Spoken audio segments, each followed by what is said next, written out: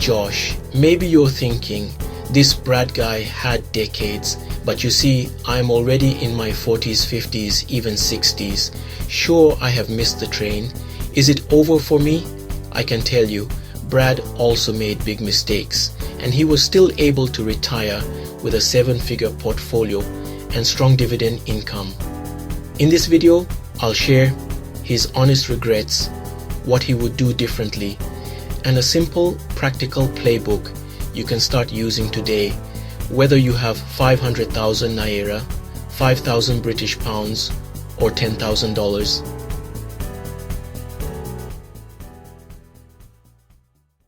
Brad's first big regret is he maxed out his retirement account, but didn't build enough of a personal brokerage account. He also assumed that if he just stacked money in his pension, 401k, life will be sorted by 59 and a half. But when he wanted to retire earlier, he realized that most of his money was locked inside pension wrappers. He didn't have enough in flexible taxable accounts he could access freely. For Nigerians and Africans, it might look like only counting on state pension, company pension, or cooperative contributions, and not building your own investment account on NGX, LSE, US markets, or even good quality local funds. The lesson here is to build a bridge portfolio that you can use before official retirement age. After reading income books like The Income Factory, Brad looked at some of the recommended funds years later and saw that some were down 40% plus. The income looked good, but the NAV was destroyed. He admitted he was so glad he did not go all in on those, and in the ones he bought he was able to get out early when things didn't feel right. He now tracks option positions and distributions himself, talks to ETF issuers and asks, "Did you backtest this strategy?" He watches funds for a while before building big positions. Lesson for you: never outsource your brain. You don't need to become a quant, but you do need to. Look at price charts, understand the basic strategy, and ask simple questions like, has this been tested through bad markets? Brad said he recognized Microsoft early. It was on every office computer. He saw Bitcoin trends as early as 2017, and he knew AI and semiconductors were becoming central, but he did not lean in enough on those trends when they were obvious in his daily life. Follow the real-world trends you see around you.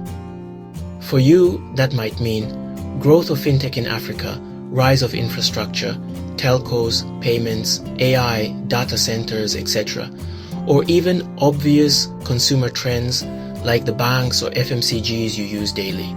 The takeaway is, sometimes the best ideas are not hidden.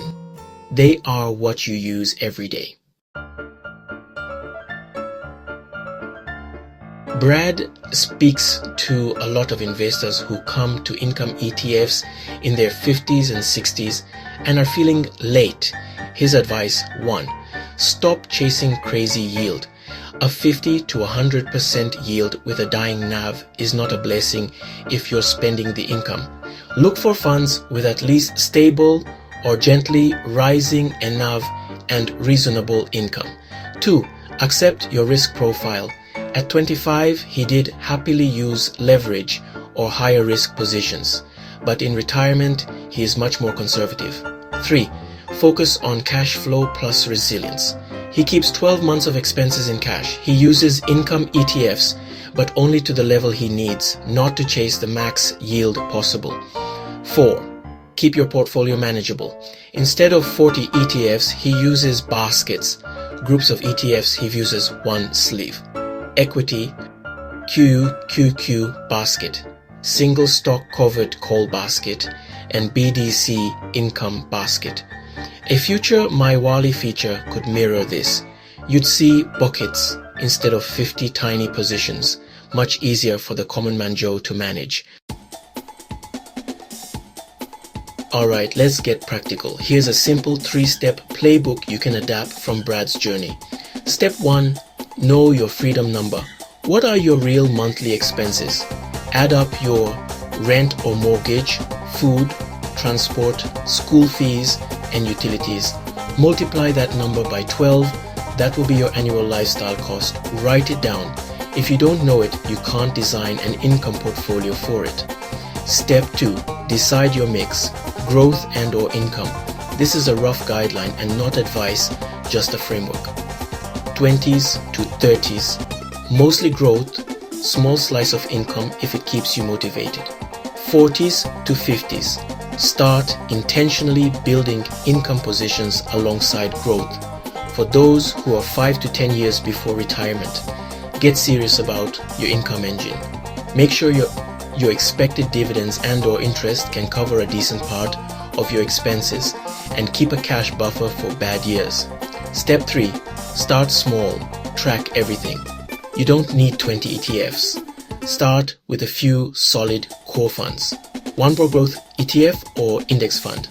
1 or 2 income or dividend covered call ETFs, if appropriate in your market. Maybe one local NGX or JSE or LSE stock, you understand.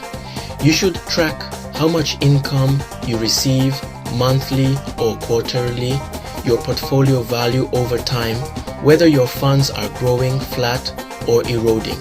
For now, you can use a spreadsheet or app, but as Mywali grows, our goal is for you, the African investor, to see all this clearly in one place with no stress. Brad isn't a superhero. He is a normal guy who started, stayed consistent, corrected his mistakes, and kept investing in his own education. You can do the same by starting from whatever number you're on today. If you want more breakdowns like this, smash the like button. Subscribe to Molone Street Re. Click the notification bell so you will be notified whenever we drop a new video, and leave a comment below. Late starter or early starter.